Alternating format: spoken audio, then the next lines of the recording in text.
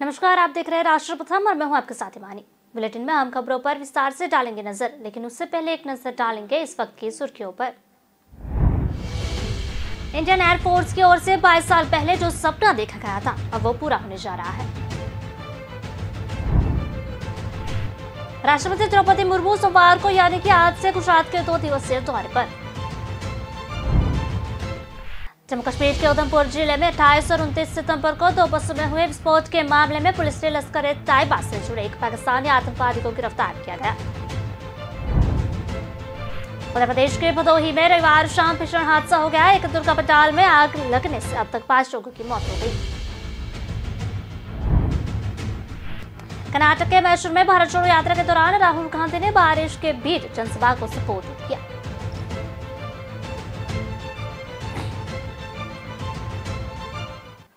तो चलिए बुलेटिन की खबर को देखते हैं विस्तार से और बात करते हैं इंडियन एयरफोर्स की ओर से 22 साल पहले जो सपना देखा गया था वो पूरा होने जा रहा है। इतने सालों की मेहनत के बाद एयरफोर्स को सोमवार को LCH यानी कि हल्का लद्दाख को विमान मिल गया है। खास बात यह है कि नवरात्र में अष्टमी के दिन यह एयरफोर्स के बेड़े में शामिल हुआ। LCH के यहाँ प्रचंड नाम दिया गया है। रक्षा मंत्री राजनाथ सिंह जोधपुर एयरपोर्ट पहुंचे। रक्षा मंत्री ने उपस्थिति में जोधपुर एयरबेस पर यह हेलीकॉप्टर शामिल हुआ। यहाँ लाइट कम्पैट हेलीकॉप्टर को एयरफोर्स को सौंपने से पहला धर्म सभा का आयोजन किया गया। इस दौरान 4 समुदायों के धर्मगुरु मौजूद रहे। राजनाथ ने कार्यक्रम को संबोधित करते हुए कहा कि LCH के नवरात्र से अच्छा समय और राजस्थान की धरती से अच्छी जगह नहीं हो सकती। वीरों की धरती से नवरात्र में इसकी शुरुआत हुई। LCH के शामिल होने से वायुसेना की शक्ति बढ़ेगी और सारी शक्ति का बड़ा सूचक है LCH। देश की स्वदेशी तकनीकी पर गर्व है। LCH के लेकर बोले विजय रथ तैयार है। सारी चुनौतियों पर LCH खरा उतरा है। दुश्मनों को आसानी से चकमा दे सकता है। कार्यक्रम के दौरान राजनाथ सिंह LCH को विजय रथ बताते हुए कहा कि सारी चुनौतियों पर LCH खरा उतरा है। दुश्मनों को आसानी से चकमा दे सकता है। आने वाले समय में सुपर पावर वाले देशों में भारत का नाम सबसे पहला होगा। बोले इसके नाम के साथ लाइट जुड़ा हुआ है, लेकिन काम भारी है। करीब 3,885 करोड़ रुपए की लागत से बने 15 LCH फौज में शामिल हो रहा है। 3 LCH बेंगलुरु से जोधपुर पहुंच चुके हैं। बाकी 7 हेलीकॉप्टर भी अगले कुछ दिनों में यहां पहुंच जाएंगे। इस स्क्वाड्रन के लिए एयरफोर्स के 15 पायलट को ट्रेनिंग दी गई है। आज इंडियन एयरफोर्स में देश के प्रथम इंडिजिनस लाइट कम्बैट हेलीकॉप्टर का इंडक्शन हो रहा है। प्रचंड शक्ति, प्रचंड वेग और प्रचंड प्रहार की क्षमता वाले इस LCH का इंडक्शन हमारी एयरफोर्स की कैपेबिलिटीज में बढ़ोतरी के साथ साथ रक्षा उत्पादन क्षेत्र में आत्मनिर्भरता की ओर भी यह एक बड़ा कदम है। अमृतकाल की प्रारंभिक वेला में इस पराक्रमी LCH का इंडक्शन देश की आजादी के शताब्दी वर्ष तक इंडियन एयरफोर्स को दुनिया की सर्वश्रेष्ठ एयरफोर्स बनाने में आपके संकल्प को दर्शाता है। साथ ही यह शताब्दी वर्ष तक रक्षा उत्पादन क्षेत्र को पूर्ण आत्मनिर्भर बनाने के आपके संकल्प को भी दिखाता है। इंटरनल थ्रेट्स हो या एक्सटर्नल, वार हो या पीस, इंडियन एयरफोर्स ने सदैव अपने अदम्य साहस, शौर्य और पराक्रम के साथ नेशनल सिक्योरिटी को मजबूती प्रदान की है। राष्ट्र को जब जरूरत पड़ी है, हमारी एयरफोर्स अपने करेज, कैपेबिलिटी और वर्सिटिलिटी के साथ राष्ट्र की अपेक्षाओं पर हमेशा यह खरी उतरी है। इस multi role light combat helicopter के इंडक्शन के बाद इंडियन एयरफोर्स की भूमिका और अधिक प्रभावी रूप से हमारे सामने होगी, ऐसा मेरा विश्वास है। साथियों, एक लंबे समय से इंडियन एयरफोर्स ने न केवल राष्ट्र की सुरक्षा में अपनी महत्वपूर्ण भूमिका निभाई है, बल्कि स्वदेशी रक्षा उत्पादन को भी पूरा इंडियन एयरफोर्स ने सपोर्ट किया है। अटैक हेलीकॉप्टर की जहां तक बात है, आजादी के बाद लंबे समय तक इस क्षेत्र में स्वदेशी तकनीक पर आवश्यक ध्यान नहीं दिया गया। इसका परिणाम यह हुआ कि इंडियन एयरफोर्स को फॉरेन ओरिजिन अटैक हेलीकॉप्टर पर ही निर्भर होना पड़ा। अपने UN पीस कीपिंग मिशन के माध्यम से दूसरे देशों में भी कीर्तिमान स्थापित करने वाली हमारी वायुसेना को विदेशी अटैक हेलीकॉप्टर्स का सहारा लेना पड़ा। साथियों, देश में लंबे समय से स्वदेशी अटैक हेलीकॉप्टर्स की आवश्यकता महसूस की जा रही थी, पर 1999 में कारगिल युद्ध के दौरान इसकी जरूरत को गंभीरतापूर्वक अनुभव किया गया।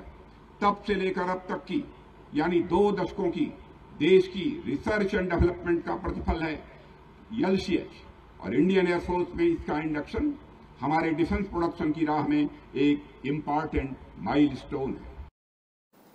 राष्ट्रपति द्रौपदी मुर्मू सोमवार से यानी कि आज से गुजरात के 2 दिवसीय दौरे पर है। राष्ट्रपति भवन ने प्रेस विज्ञप्ति जारी कर रही जानकारी दी है। साथ ही यह भी कहा है कि भारत के राष्ट्रपति के रूप में यह उनका गुजरात पर पहला दौरा है। राष्ट्रपति द्रौपदी मुर्मू अहमदाबाद में साबरमती आश्रम जाकर अपनी यात्रा की शुरुआत की। गांधीनगर में एक समारोह में 1333 करोड़ रुपए की परियोजनाओं की भी शुरुआत की। गांधीनगर में स्वास्थ्य, सिंचाई, जलापूर्ति और बंदरगाह विकास से संबंधित विभिन्न परियोजना का भी उद्घाटन करेंगी। इसके बाद शाम को वह गांधीनगर में उनके सम्मान में गुजरात सरकार द्वारा आयोजित एक स्वागत समारोह में भी भाग लेंगे। राष्ट्रपति 4 अक्टूबर को महिला उद्यमियों के लिए गुजरात विश्वविद्यालय के स्टार्टअप प्लेटफॉर्म हर स्टार्ट को शुभारंभ करेगी। साथ ही वह गुजरात विश्वविद्यालय अहमदाबाद में शिक्षा और आदिवासी विकास से संबंधित विभिन्न परियोजनाओं की भी आधारशिला रखेंगी।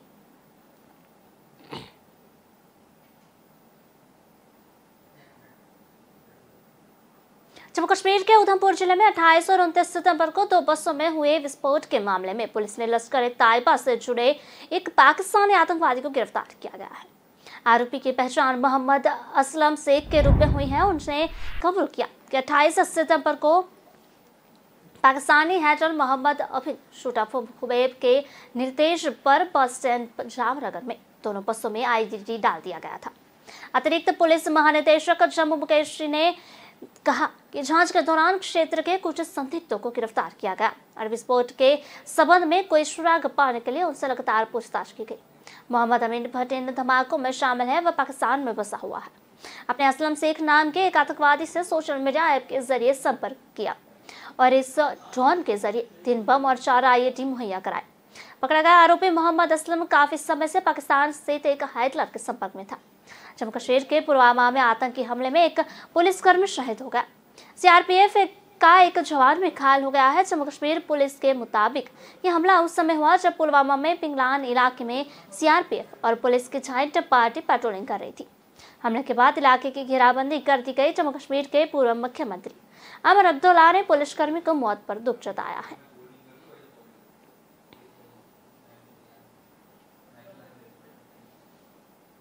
बात करते उत्तर प्रदेश के भदोही में रविवार शाम भीषण हादसा हो गया। यहाँ एक दुर्गा पंडाल में आग लगने से अब तक 5 लोगों की मौत हो गई है। इनमें 3 बच्चे और 2 महिलाएं शामिल हैं। वहीं 41 की हालत गंभीर बताई जा रही है। इनके अलावा 11 लोग मामूली रूप से झुलसे हैं। इन सभी को वाराणसी के BHU में रेफर किया गया है। हादसा उराई क्षेत्र में नरथुआ में हुआ। बताया जा रहा है कि हादसे में वक्त पंडाल में करीब 150 लोग मौजूद थे। पुलिस के मुताबिक आग उस समय लगी जब पंडाल में भगवान शंकर और काली मां के नाटक का मंचन चल रहा था। इससे अफरा तफरी मच गई। लोग जान बचाने के लिए इधर उधर भागने लगे। भीड़ ज्यादा होने की वजह से लोग जब तक बाहर निकलते उससे पहले आग की चपेट में आ गए। आसपास के लोगों ने किसी तरह से लोगों को बाहर निकाला। एक प्रत्यक्षदर्शी महिला बुद्धि ने बताया कि शॉर्ट सर्किट की वजह से आग लगी है। इसके बाद पूरे पंडाल में फैल गई। दुर्गा पूजा की अनुमति ली गई थी, मगर परिसर के आसपास अग्निशामक विभाग भी फायर ब्रिगेड नहीं खड़ी थी। 20 मिनट के बाद फायर ब्रिगेड की टीम मौके पर पहुंची। 2 घंटे की मशक्कत के बाद आग पर काबू पाया गया। इसके बाद घायलों को एम्बुलेंस में अस्पताल पहुंचाया गया। बताया जा रहा है कि अंदर माता जी की गुफा के जैसे पंडाल था। एक तरफ माता जी की मूर्ति लगी थी। प्रत्यक्षदर्शी विनय कहते हैं कि शंकर और काली मां की लीला का मंचन हो रहा था। आरती का समय हो चला था, इसलिए पंडाल में 150 से 200 लोग वहां पर मौजूद थे। अचानक आग लग जाती है और आग देखकर हम लोग दौड़कर पहुंचे। पर्दा खींचकर फाड़ दिया ताकि लोग बाहर भाग सके।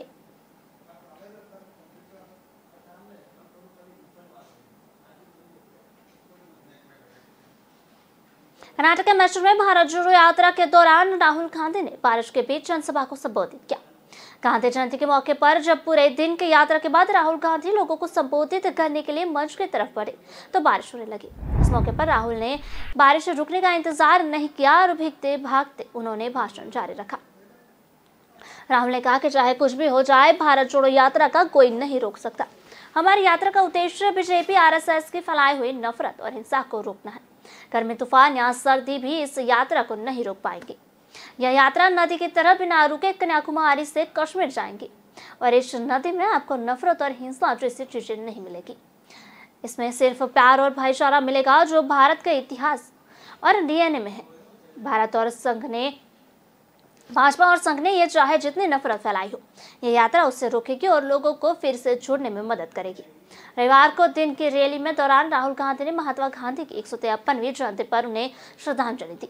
राहुल कर्नाटक के बदनावलू में उच्च खादी ग्रामोद्योग केंद्र पहुंचे, जहां 1927 में महात्मा ने दौरा किया था। राहुल गांधी ने कहा कि सत्ता में बैठे लोगों के लिए राष्ट्रपति की धरोहर को अपना बताना बहुत आसान है, लेकिन महात्मा गांधी को बताए रास्ते पर चलना आसान नहीं है। उन्होंने कहा कि जैसे महात्मा गांधी ने अंग्रेज सरकार से लड़ाई लड़ी थी, हमने भी इस सोच के खिलाफ जंग छेड़ी है। जिसने महात्मा की हत्या की थी, इस सोच से पीछे ही 8 साल में हमारे देश में असमानता, भेदभाव फैलाया है। बड़ी मुश्किलों में कमाई हमारी हर आज़ादी को धीरे धीरे करके खत्म किया है। हिंसा और असत्य की इस राजनीति के खिलाफ भारत जोड़ो यात्रा हिंसा और स्वराज का संदेश फैलाएगी।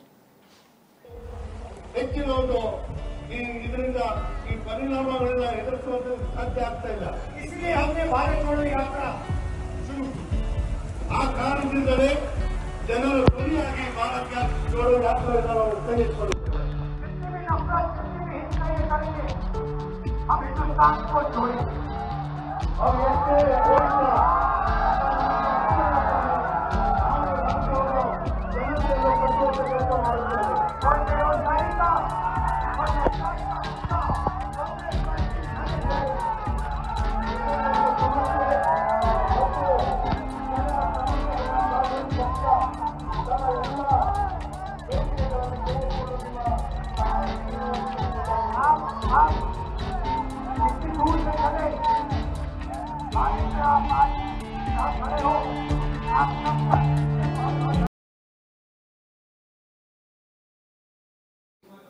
खबरों का सिलसिला लगातार जारी रहेगा। मिलते एक छोटे से ब्रेक के बाद।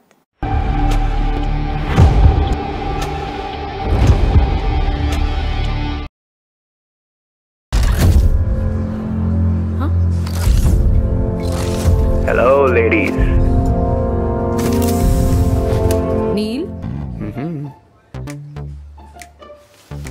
मेरी चांद के लिए चांद का टुकड़ा।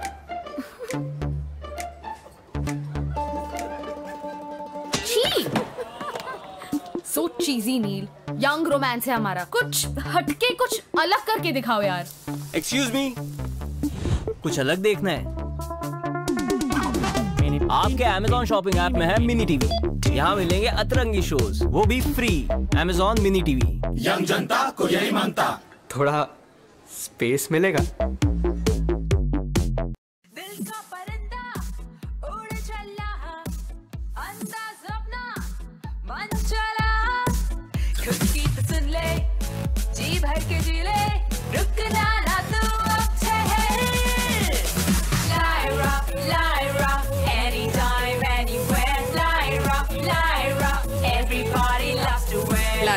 Anytime, anywhere.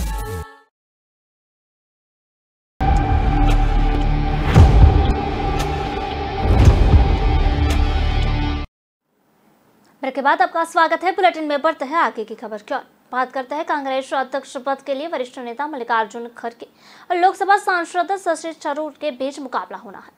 खड़गे ने चुनाव अभियान शुरू करते हुए रविवार को मीडिया से कहा कि उन्हें थरूर से कहा था कि इस अध्यक्ष पद के लिए सबकी सहमति वाला उम्मीदवार होता तो बेहतर रहता, लेकिन थरूर ने उनकी बात नहीं मानी। खड़गे ने कहा, मेरे नामांकन के बाद थरूर ने फोन कॉल पर मैंने उसने यह बात कही थी। जवाब में थरूर ने कहा कि लोकतंत्र में मुकाबला होना चाहिए। अगर किसी ने चुनाव लड़ने का फैसला कर लिया है तो उसे कैसे रोक सकते हैं। थरूर मेरे छोटे भाई है, यह परिवार का मसला है। अब कोई G33 की मान नहीं रहा है। अध्यक्ष पद के लिए चुनाव में नामांकन वापस लेने की अंतिम तारीख 8 अक्टूबर है। चुनाव 17 अक्टूबर को कराया जाएगा। वोटों की गिनती 19 अक्टूबर को होगी और नतीजे उस दिन को घोषित किए जाएंगे। खड़गे ने कहा कि अध्यक्ष बनने पर वे गांधी परिवार और वरिष्ठ नेताओं के साथ मशविरा भी करेंगे। वहीं चुनाव को धोखा बताते हुए और असली नियंत्रण गांधी परिवार के पास ही रहने के लिए भाजपा आरोप पर उन्हें पूछा कि भाजपा में कभी चुनाव हुए हैं, जेपी नड्डा ने किसने चुना था। शशि थरूर ने कहा कि उम्मीदवारों के बीच सार्वजनिक बहस होना चाहिए। लोग ऐसी बहस देखना चाहते हैं और इसके लिए तैयार भी है। इसके लोगों ने उसी तरह के पार्टी में दिलचस्पी पैदा होगी जैसे कि हाल में ब्रिटेन में कंजर्वेटिव पार्टी के नेतृत्व पद के लिए चुनाव को लेकर हुई थी। कांग्रेस पार्टी के सदस्यों ने दिल में नेहरू गांधी परिवार की हमेशा खास जगह रही है और हमेशा से रहेगी। गांधी जी के विचार तो नेचुरली हमारे हम सब कांग्रेस अंग के विचार भी है, और जिस गांधी के बारे में आप बोले वो गांधी परिवार हमें बड़ी ज़रूरी है, क्योंकि पार्टी के बहुत बड़े एसेट है। जैसे मैं कल कह रहा था माध्यमों को कि कल अभी करीब 15-20 दिन जो आप देख रहे हैं भारत जोड़ो यात्रा में, जनता की ऊर्जा, जनता की आवेश राहुल गांधी जी को देख के किसी के मन में कोई शक नहीं होनी चाहिए कि गांधी परिवार कांग्रेस के लिए बहुत गुण है, बहुत अच्छा है। तो हम उन्हीं के साथ आगे बढ़ना चाहते हैं। आपने कल आप खुद कहा था आपको कुछ लोग अंडरडॉग मान रहे हैं, चमत्कार होगा। देखिए अंडरडॉग भी कभी कभी जीतते हैं, देखते हैं। जो स्टेटस को की बात करते हैं तो रिफॉर्म की बात करते हैं। ये तो जो 9,300 डेलीगेट्स हैं वो तय करेंगे। वो तय करने के बाद हमारी कमेटी बनेगी और जो चेंजेस हमारे पार्टी में होना है, क्योंकि ये इंटरनल मैटर है, घर का है, और जब घर में सभी जो मेंबर्स हैं वो कहेंगे और जो भी कमेटी बनेगी, जो भी पॉलिसी मैटर बनेगी, सबके सहमति से बनेगी और उसी को हम इम्प्लीमेंट करेंगे। उदयपुर में एक निर्णय हुआ था 1 मैन 1 पोस्ट। तो मैं अपने पद से भी इमीडिएटली नॉमिनेशन भरने के दिन मैं अपना राजीनामा पेश किया, भेज दिया, और मैं अब मैदान में सभी से बात करूंगा, सबसे विनती करूंगा कि चुनाव लड़ रहा हूं, चाहे वो किसी विचारधारा के अपने अपने वैयक्तिक होंगे, लेकिन इस जो पार्टी की विचारधारा है, पार्टी की जो लड़ाई है, बेरोजगारी हो, और राहुल गांधी जी जो भारत जोड़ो यात्रा कर रहे हैं, और आज हमारे कर्नाटक में मैं जा सकता था, जाना था, लेकिन इस चुनाव के वजह से मैं यहां रुक गया। तो ये सभी चीजों को ध्यान में रखते हुए मैंने चुनाव के मैदान में उतरा हूं। तो मेरे पार्टी के सभी डेलीगेट्स का कोऑपरेशन चाहता हूं, सभी नेताओं का कोऑपरेशन चाहता हूं, सभी पार्टी के जो विंग है, यूथ कांग्रेस हो, एनएसवाई हो, महिला कांग्रेस हो, किसान संगठन हो, अनऑर्गेनाइज्ड वर्कर्स हो, इंटेक हो, जो भी डेलीगेट्स हैं, उन सबका। मेदांता अस्पताल में भर्ती यूपी के पूर्व सीएम मुलायम सिंह यादव की तबीयत रविवार को ज्यादा खराब हो गई। इसके बाद उन्हें आईसीयू में शिफ्ट किया गया है। उनका ऑक्सीजन लेवल काफी कम हो गया है। उनके इलाज के लिए मेडिकल चैनल बनाया गया है। वह 26 सितंबर से अस्पताल में भर्ती है। इसके बाद अखिलेश यादव पत्नी डिम्पल और बेटे अर्जुन के साथ मेदांता अस्पताल पहुंचे। शिवपाल सिंह यादव भी वहां अस्पताल में ही मौजूद थे। मुलायम के गृह जिले इटावा में सैफई गांव के उनके करीबी और पूरा परिवार दिल्ली पहुंच गया है। पीएम मोदी, सीएम योगी, बिहार के मुख्यमंत्री नीतीश कुमार के अखिलेश को फोन कर मुलायम सिंह का हालचाल पूछा। करीब 3 घंटे तक अस्पताल में रहने के बाद देर रात अखिलेश यादव पत्नी डिम्पल के साथ अस्पताल से बाहर निकले। शिवपाल यादव ने कहा कि मुलायम सिंह ने अगले 24 घंटे ऑफ में। मेदांता अस्पताल पीआरओ ने बताया कि मुलायम सिंह यादव को यूरिन में इन्फेक्शन के साथ ब्लड प्रेशर की समस्या काफी बढ़ गई है। उनकी स्थिति में कोई सुधार नहीं दिखाया गया है, तो डॉक्टरों ने वेंटिलेटर सपोर्ट पर रखा है। मेदांता अस्पताल ने सारी जानकारी उनके बेटे अखिलेश यादव के साथ शेयर कर दी है। इसके पहले 24 जून 2022 को मुलायम सिंह यादव की तबीयत ज्यादा खराब होने पर गुरुग्राम के मेदांता अस्पताल में भर्ती कराया गया था, पर रूटीन चेकअप और इलाज के लिए डिस्चार्ज कर दिया गया था। पहले मुलायम को 15 जून की शाम मेदांता में भर्ती कराया गया था। यहाँ पर स्वास्थ्य जांच के बाद उन्हें 2 दिन में डिस्चार्ज कर दिया गया था।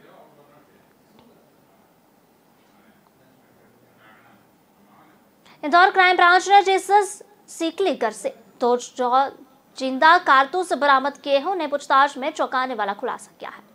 सीकलीगर ने बताया कि उसे कारतूस बनाने का सामान गुजरात में भेजता था। क्राइम ब्रांच अब पिता पकड़ने के लिए गुजरात रवाना हो गई है। अरेस्टेड पुलिस कमिश्नर जयेश हिंगरकर की टीम ने पलसूद में रहने वाले गुरुदयाल को पकड़ा है। आरोपी इंदौर में कारतूस की डिलीवरी देने आया था। गुरुदयाल ने बताया कि वह ऑर्डर पर माल सप्लाई करता था। क्राइम ब्रांच ने उसकी सूचना मिली थी। गुरुदयाल शनिवार को कारतूस की डिलीवरी करने वाला है। यह सूचना मिलते ही पुलिस एक्टिव हुई और उसे पकड़ने के लिए जाल बिछाया था। पुलिस ने अपने मुखबिर को कस्टमर बनाकर गुरुदयाल को फोन लगाया। उसके साथ सौदा होने के बाद एक जगह मिलना तय किया। जैसे ही गुरुदयाल मुखबिर की बताई जगह पर पहुंचा तो क्राइम ब्रांच ने उसे पकड़ लिया। पूछताछ को क्राइम ब्रांच को जानकारी मिली है कि गुरुदयाल का पिता भी सीकलीगर था। वह अभी बड़ौदा में अपना डेरा जमाए हुए है। गुरुदयाल ने बताया कि वह सामने आने पर वह अपने घर के पीछे बनी कच्ची फैक्ट्री में इसे तैयार करता था, जिसके बाद ऑर्डर पर माल का सप्लाई कर देता था। वह एक कारतूस को 100 से 250 रुपए में बेचता था।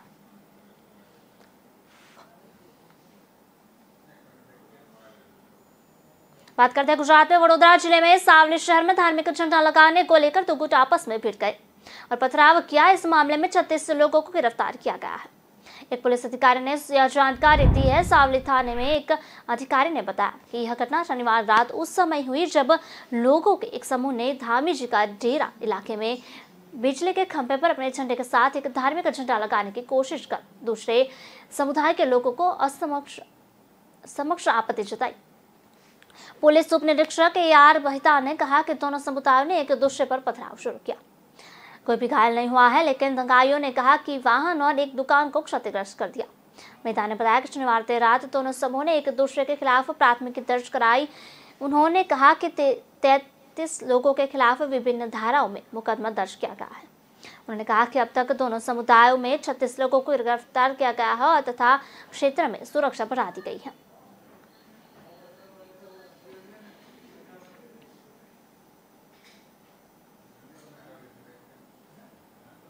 राजधानी दिल्ली से सटे गुरुग्राम के उद्योग विहार फेज 1 में इमारत ढहने के एक मजदूर की मौत हो गई, जिसके बाद रेस्क्यू ऑपरेशन चलाया गया है और इस बीच मलबे में दबने से एक युवक की मौत हो गई है, जबकि 3 और लोगों को दबने की आशंका है। बताया जा रहा है कि पुरानी इमारत को तोड़ने का काम चल रहा है, तभी इमारत गिर गई। एक मजदूर को पहले से ही बचा लिया गया था। पुलिस ने बताया कि घटना सोमवार सुबह यानी कि आज सुबह करीब 7:20 पर हुई है, जब मजदूर इमारत की पहली मंजिल को गिरा रहे थे।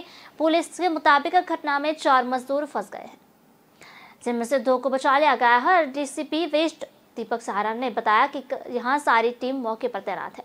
बचाव अभियान के लिए 150 से ज्यादा अधिक पुलिसकर्मियों को तैनात किया गया है।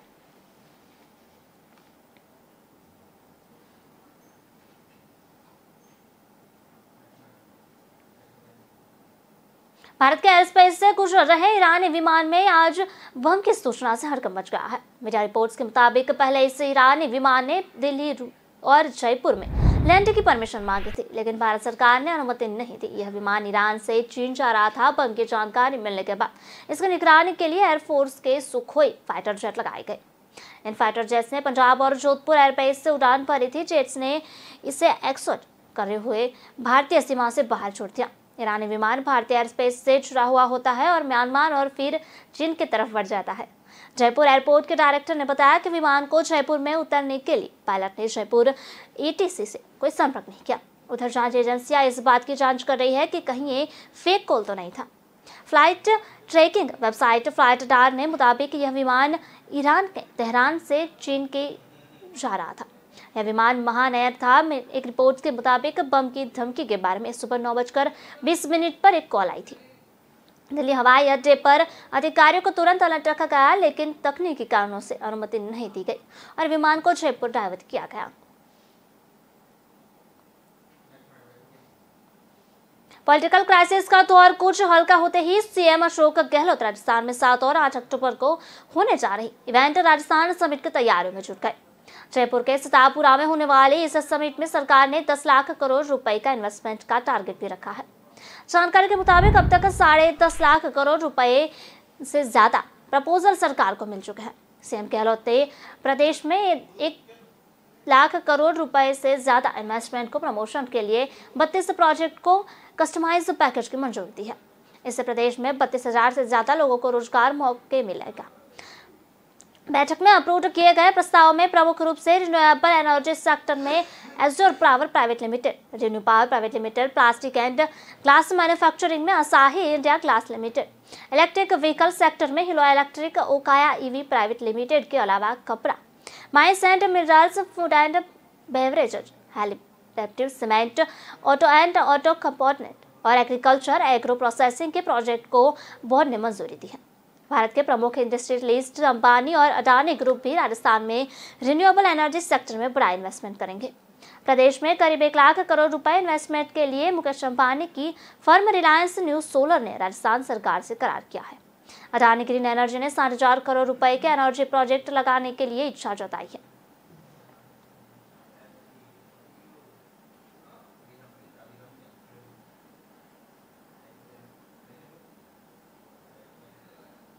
फिलहाल बुलेटिन में बस इतना ही। विस्तार से खबरें पढ़ने के लिए आप हमारी वेबसाइट का भी प्रयोग कर सकते हैं। हमारी वेब का पता है www.kalamkartavya.com। हमारी कलम ही हमारा कर्तव्य है। इसी उद्देश्य के साथ आप खबरों को राष्ट्र प्रथम के साथ देखते रहिए। नमस्कार।